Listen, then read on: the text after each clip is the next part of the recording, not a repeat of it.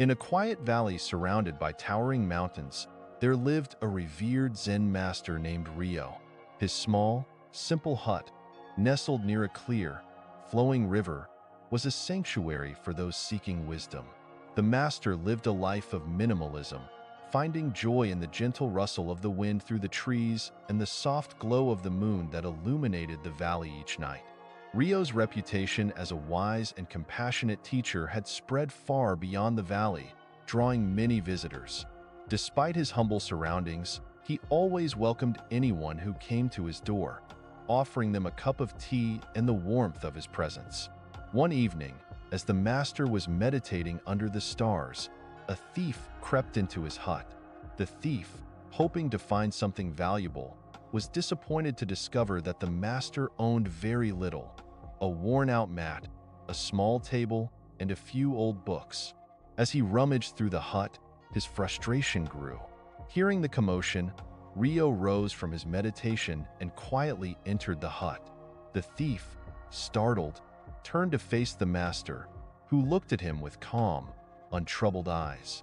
Ryo's serene demeanor was disarming, and the thief hesitated, unsure of what to do next. "You have come a long way to visit me," Ryo said gently. "You should not leave empty-handed. Please, take my clothes as a gift." Without a hint of anger or fear, the master removed his robe and handed it to the thief.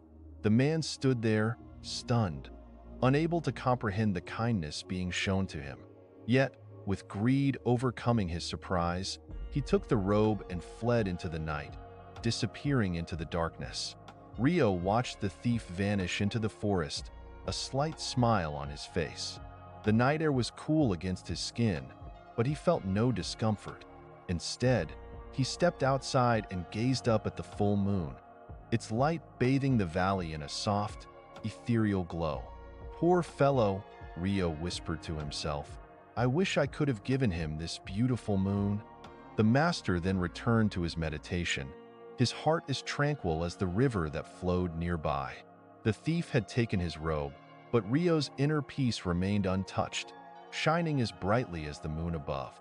The next morning, the thief, now feeling guilty and confused, returned to the hut.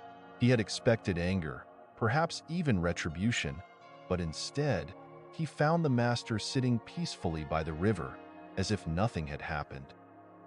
Overwhelmed with remorse, the thief fell to his knees before Ryo. "Master," he said, his voice trembling, "I do not understand. Why did you not stop me? Why did you give me your robe when I was stealing from you?" Ryo looked at the thief with compassion and replied, "Material things can be taken, but they are of little value. What is truly valuable cannot be stolen. My peace, my clarity, these are treasures that no one can take from me. I gave you my robe because I have no attachment to it.